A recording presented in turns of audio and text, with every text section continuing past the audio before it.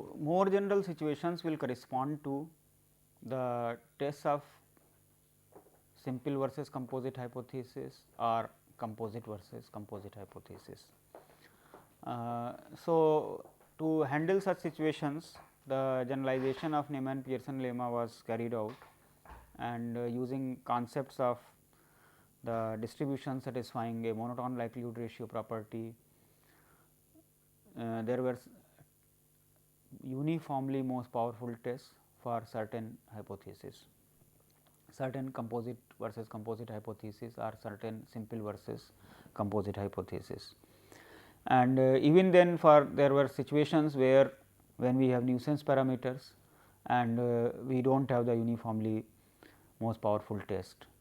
In certain situations, the concept of unbiasedness in the tests was introduced. We had the concept of similar tests, and so uniformly most powerful unbiased tests or uniformly most powerful invariant tests have been studied. The another approach for testing is through likelihood ratios, and various tests have been discovered for these situations also. The theoretical derivations of the tests for all these situations will be part of another course called statistical inference. In this particular course, we will discuss only the applications of the tests for parameters of normal distributions, the tests for proportions, etc. So, let me begin with the tests for the parameters of the normal distribution, where the testing problems may be composite. So, let us take the case of say testing for the mean. So, consider the situation say x 1, x 2, x n following normal mu sigma square. So, we have a random sample from a normal distribution with parameters mu and sigma square. We may be testing for the mean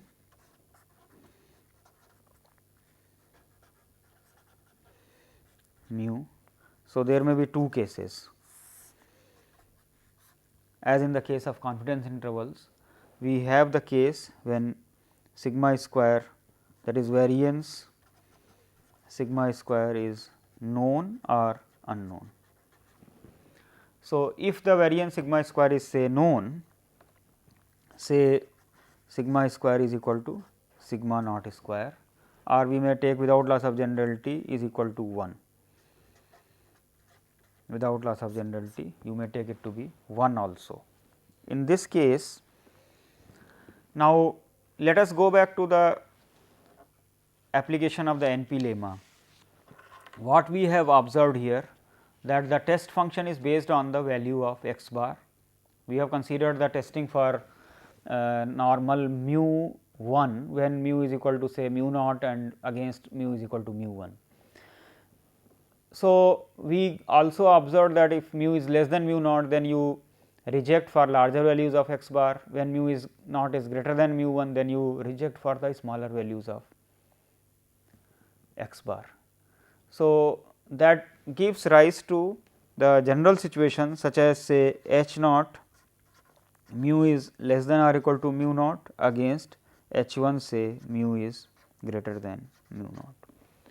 So, the situation may be like this, that we are having certain efficiency level, certain measurement regarding a previous procedure. Now, a new procedure is adopted and we want to see whether the efficiency or the measurement or the effectiveness etcetera has decreased or increased corresponding to the previous one, or mu naught may be a control kind of variable. So, you want to test whether the value or you can say the mean is better than the control or worse than the control. So, accordingly we may set the null and alternative hypothesis. So, we may interchange the roles also, but let me take up this case. In particular, I will be considering 4 types of hypothesis. So, for convenience, let me give some names to this, because I will be describing them in detail. So, I will give a new notation to this. I will call h 1 as mu is less than or equal to mu naught, and k 1 is mu is greater than mu naught, where null hypothesis is denoted by h and the alternative hypothesis is denoted by k. Now,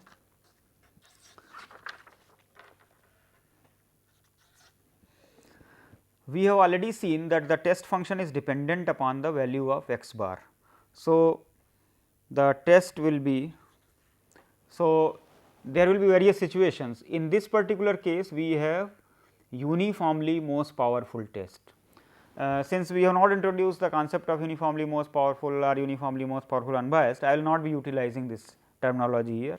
Instead, I will be just mentioning the kind of the test that you are having. So, the test is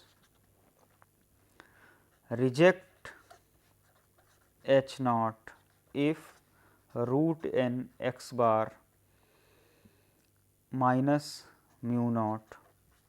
So, if you have sigma naught, then you may put sigma naught here. If sigma naught is 1, then you need not put it here. So, this is greater than z alpha. So, the test of size alpha is reject H naught if this is so.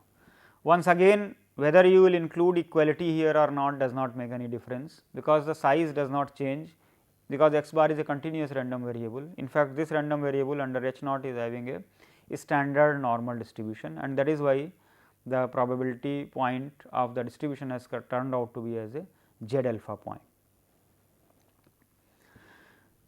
Now, from here itself we can look at the other situation also. For example, here if I have mu is greater than or equal to mu naught, and here I will put mu is less than mu naught.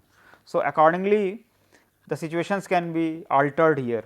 Another point is I may put here say H 1 as mu is equal to mu naught against k 1 mu is greater than mu naught.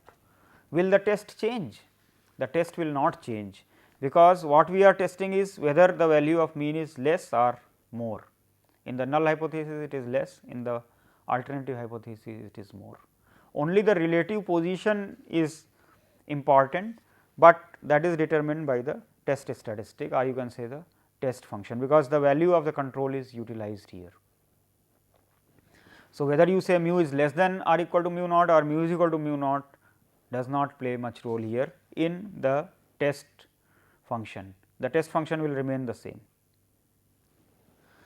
On the other hand, if I have considered say H 1 star, say where mu is greater than or equal to mu naught against say k 1 star, that is mu is less than mu naught, then the nature of the null and alternative hypothesis has got reversed. So, you will be actually rejecting for smaller values of x bar, and when the size alpha is fixed, then the problem, the point that you will be getting here, this will become the, this probability will become alpha. So, this point will be z of 1 minus alpha, but in the normal distribution z of 1 minus alpha is equal to minus z alpha. So, this is reducing to then reject H naught if root n x bar minus mu naught by sigma naught is less than or equal to minus z alpha. Once again, whether you include equality or not, that does not play any role here. And likewise, once again, since the relative position is important, therefore, H 1 star mu is equal to mu naught against k 1 star mu is less than mu naught will also have the same test for hypothesis here. A point about the actual application here, when we observe a random sample, then the value of x bar can be calculated, and therefore, the value of the test statistic which we call root n x bar minus mu naught by sigma naught can be found out from the sample, and therefore, and the value of z alpha can be seen from the tables of the normal distribution. Therefore, the test function is a, or you can say it is a very precise kind of test here, one can easily find it out here in the given situation.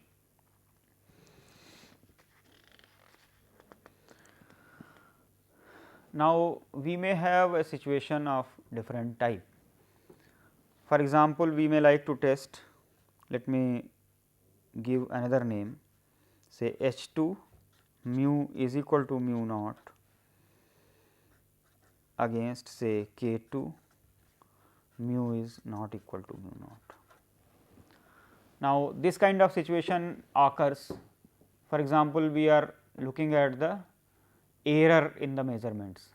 So, if there is no error, that means your measuring device is unbiased, then maybe mu is equal to 0. On the other hand, if it is biased, then you will have either mu to be less than 0 or mu is greater than 0.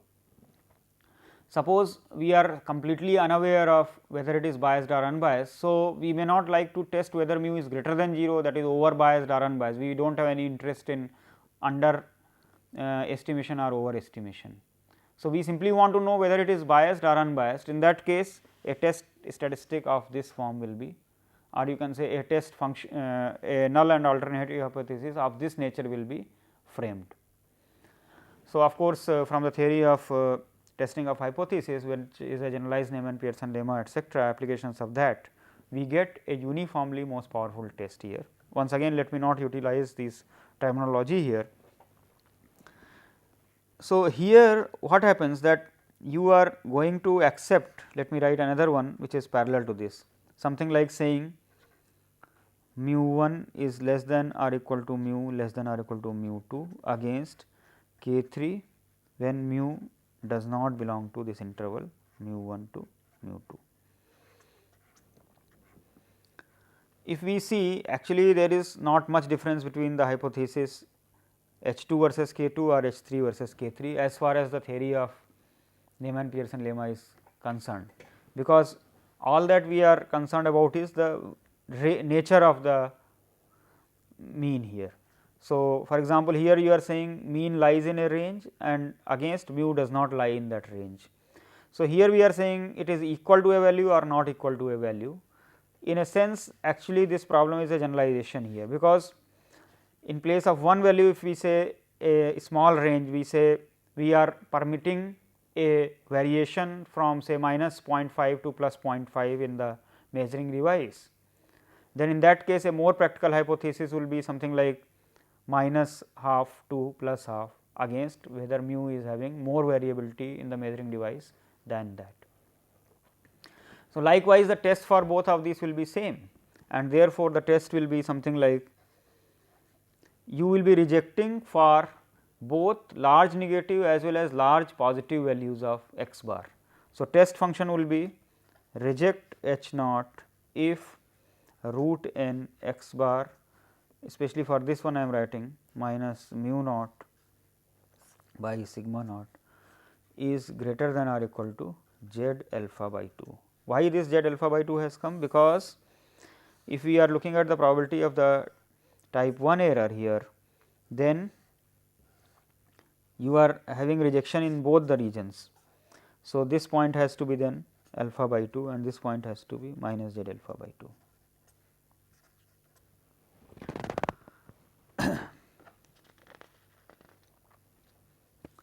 Now, difficulty will arise when sigma is unknown, because in that case I will not be able to make use of this sigma naught value here.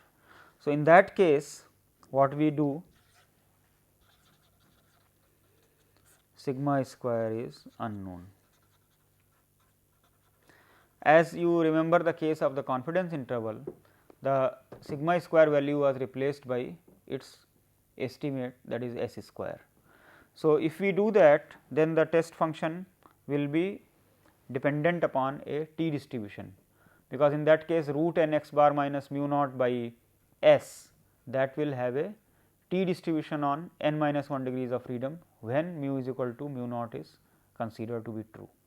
So, let me take the hypothesis problems, say h 1, that is mu is less than or equal to mu naught against say k 1 mu is greater than mu naught, or a variation of it, that is mu is equal to mu naught against say mu is greater than mu naught. Then the test will be based on, so let me define the statistic t, that is equal to root n x bar minus mu naught by s, where s square is 1 by n minus 1 sigma x I minus x bar whole square. Then under h naught, that is when mu is equal to mu naught, T follows a T distribution on n minus 1 degrees of freedom. So, what happens? The test will become reject H naught if T is greater than or equal to T n minus 1 alpha. Like the standard normal distribution, T distribution is also a symmetric distribution. So, if we keep this probability as alpha, then T n minus 1 alpha point will be coming.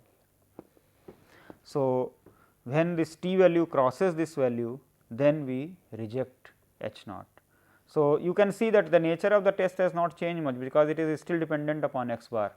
However, earlier the scaling factor was known, now it is unknown. So, we have to replace it by a estimate of that is calculated from the sample here. So, likewise, if we get the reverse of this hypothesis, say mu is greater than or equal to mu naught against say mu is less than mu naught, or a variation of this could be h 1 mu is equal to mu naught against mu is greater than mu naught, sorry mu is less than mu naught, then the test will be reject h naught if less than or equal to minus T n minus 1 alpha. Because if we are looking at the point on the T distribution here, then this probability is now alpha. So, this point becomes T n minus 1 minus alpha. Because of the symmetry of the T distribution, this becomes minus T n minus 1 alpha here. In a similar way, we can consider the case of two sided hypothesis, that is H, say we use the notation say H 2 mu is equal to mu naught against say k 2 mu is not equal to mu naught. Then the test will be reject H naught if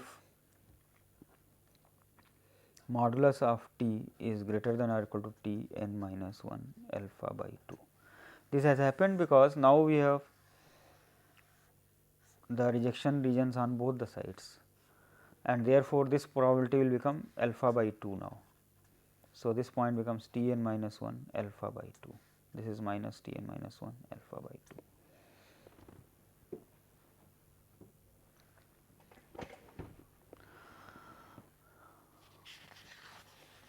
Let me take one example here.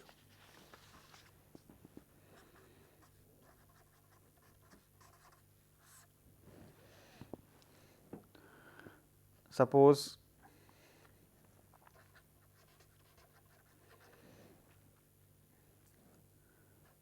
twelve items are tested and their average lifetimes are recorded as say 36.1, 40.2, 33.8, 38.5, 42, 35.8, 37, 41, 36.8, 37.2, 33, 36. Suppose certain electronic items are tested and this is in months. Now, the claim here is that the average life is at least 40 against say H 1 mu is less than 40. Now, if we want to do the test of hypothesis at a certain level of significance here, then we will be making use of the t variable here. So, for example, here you can calculate x bar turns out to be 37.2833, the S value turns out to be 2.7319 say. The t value, that is root n x bar minus 40 divided by S, that is root 12 into 37.2833 minus 40 divided by 2.7319. This value turns out to be minus 3.4448. So, now the test function will be to reject H naught if this value of t is less than or equal to t n minus 1, that is 11 at alpha. So, suppose here I take alpha is equal to 0.05. So, we may consider t 11.95, that is equal to minus t 11.05, that is equal to minus 1.796. This we can see from the tables of the t distribution. Now, you see here t is less than or equal to t 11 minus t 11.05. So, we reject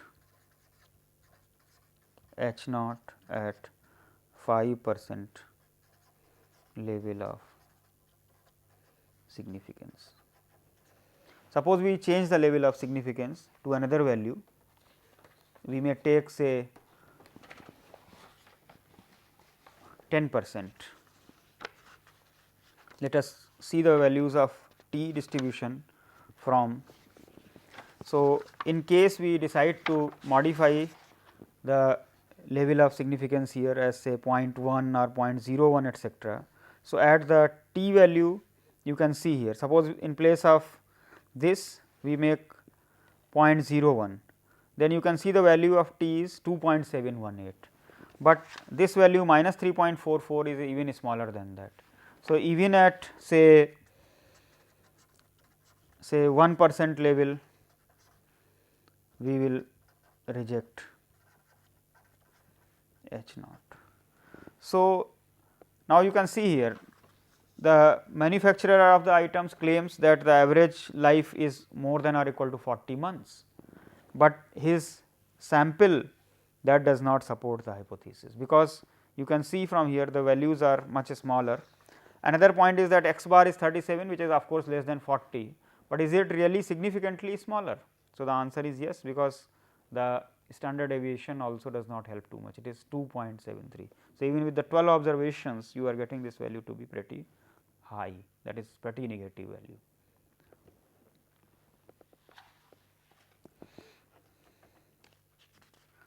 On the other hand, if we had tested something like, suppose we want to test here H naught, say mu is equal to 40 against say H 1, in place of 40 suppose I put 37 against say mu is not equal to 37.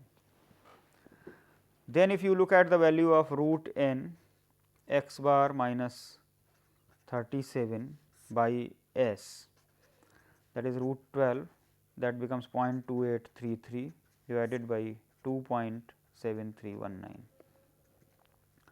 This value is much smaller, and in fact, at say 1% or 5% etcetera, we will not reject H naught. For example, if we are looking at say 5% level say. So, 5% means we have to see the value of 0.025 here at 11, that is 2.201, which is pretty high, and this value will be much smaller, because if we are looking at root 12, this value will be say 3 something and this is 1.5. So, this value will become 0.3 something, which is much smaller. So, even if we take say 0.1, so the 0.05 you have to see, that is 1.796 etcetera. So, all these values you will be not able to reject H naught. Why? Because the value mu is equal to 37 is pretty close to the sample mean here, and the variance also supports that, in the sense that the value of this is not too small. If the variability was extremely small, then even this difference would have become large here.